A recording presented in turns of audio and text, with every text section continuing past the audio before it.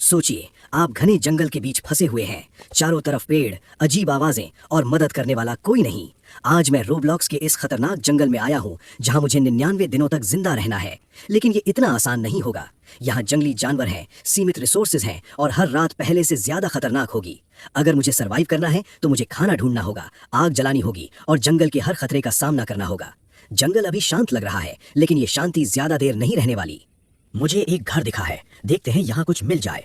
फिर मेरा सामना इस भेड़िए से हो गया जिसने मुझ पर हमला कर दिया। लेकिन अचानक से हुए हमले से मैं पहले तो घबरा गया, फिर मुड़कर मैंने जवाबी हमले में उसे मार गिराया और मेरी नजर एक बॉक्स में गई। ये मेरे लिए किसी लॉटरी जैसा था। रात होने वाली है और मुझे जल्दी से अपने कैंप की ओर जाना होगा। कैंप पर पहुंचते ही मैंने कुछ अनजान लोगों को देखा, लेकिन जैसे ही मुझे एहसास हुआ कि ये लोग हमें मारने आए हैं, मैं डर के मारे इधर उधर भागने लगा। फिर मुझे याद आया कि मुझे उन्हें मारना होगा। देर तक चले इस वॉर के बाद हम जीत गए। इसी खुशी में बादलों ने पानी बरसाना शुरू कर दिया। मैं भी खुशी से नाचने लगा। तभी मुझे एहसास हुआ कि हमारी जलाई हुई आग बुझ रही है और मैंने जल्दी जल्दी लकड़ी काटना शुरू किया। लेकिन तब तक लकड़ी बहुत गीली हो चुकी थी। ये सब होने के बाद समय था एक डरावने अनुभव का। जंगल के इस इलाके में मुझे फिर से लड़ना पड़ा, पर इस बार हमला हमने किया था। एक बड़े बिच्छू ने मुझ पर हमला किया। मैंने उससे बोला कि मैं उससे लड़ना नहीं चाहता, लेकिन उसने मेरी बात नहीं मानी और अंत में हमेशा की तरह इंसानों और जानवरों के वर्चस्व की लड़ाई में इंसानों ने बाजी मार ली। रात घिर आई थी और जंगली खतरनाक जानवर शिकार के लिए बाहर निकलने लगे थे। मुझे अपने कैंप की ओर जाना होगा। रात के काले अंधेरे में मैं अपने कैंप का रास्ता भूल गया था और साथ ही जंगली जानवरों का खतरा भी बढ़ता जा रहा था।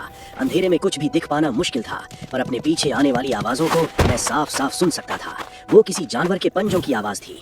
आखिरकार में मुझे अपने कैंप की फायर दिखने लगी। मुझे अपनी स्पीड अब बढ़ानी होगी। जैसे जैसे मेरी स्पीड बढ़ रही थी, मेरे पीछे आने वाली आवाजें भी तेज हो गईं और मैंने डर के पीछे देखा और एक जोरदार टक्कर से मैं कैंप के पास जा पहुंचा। टक्कर इतनी जोरदार थी कि मैं ये नहीं समझ पा रहा था कि कैंप किस दिशा में है।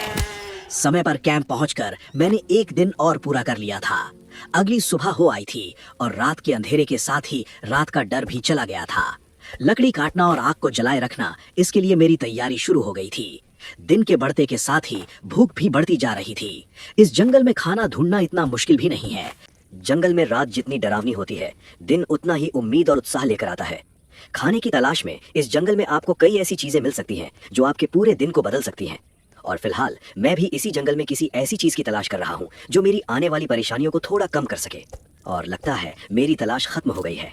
खाने के लिए गाजर और ये क्या, एक बंदूक। वास्तव में आज का दिन उम्मीद से कहीं बेहतर जा रहा है। लेकिन अब रात होने वाली है और इस अंधेरे जंगल में हर कदम खतरे से भरा हो सकता है। सच कहूं, इस बंदूक को मैं छोड़ ही नहीं पा रहा हूँ। ऐसा लग रहा है जैसे सालों पुराना सपना पूरा हो गया हो। लेकिन अभी कैंप से बाहर जाना बहुत खतरनाक हो सकता है। दिन बीतने के साथ इस जंगल के टास्क भी मुश्किल होते जा रहे हैं और आज का मिशन इस घने जंगल में एक खोए हुए बच्चे को ढूंढना है। और अगर मैं देर कर गया तो शायद उसे बचाना नामुमकिन हो जाए। इस जंगल में एक अच्छी बंदूक सिर्फ हथियार नहीं होती, ये आपकी जिंदगी बचाने का सबसे बड़ा सहारा बन सकती है। और आने वाले मिशन के लिए ये बंदूक मेरे लिए बहुत काम आने वाली है। लेकिन जंगल कभी आसान नहीं होता। एक्सप्लोर करते समय अचानक मेरी मुलाकात कुछ खतरनाक हंटर्स से हो गई। वो सिर्फ शिकारी ही नहीं थे, उनके साथ उनके खतरनाक कुत्ते भी थे जो मुझ पर हमला करने के लिए तैयार थे। कुछ पल के लिए लगा शायद इस बार बचना मुश्किल होगा, लेकिन इस जंगल में सरवाइव करने के लिए डर को हराना पड़ता है। और आखिरकार उनके सारे हमले मेरे सामने बेकार साबित हुए। खाने की तलाश और मिशन पूरा करने के लिए मैं इस जंगल के हर कोने को एक्सप्लोर करने के लिए तैयार था। मैं बस आगे बढ़ता जा रहा था, क्योंकि सर्वाइवल में रुकना सबसे बड़ी गलती होती है। लेकिन जैसे जैसे रात गहराती गई, जंगल और भी ज्यादा खतरनाक होता गया।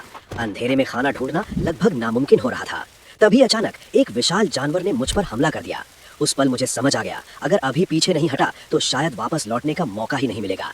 मुझे मजबूर होकर अपने कैंप की तरफ वापस जाना पड़ा।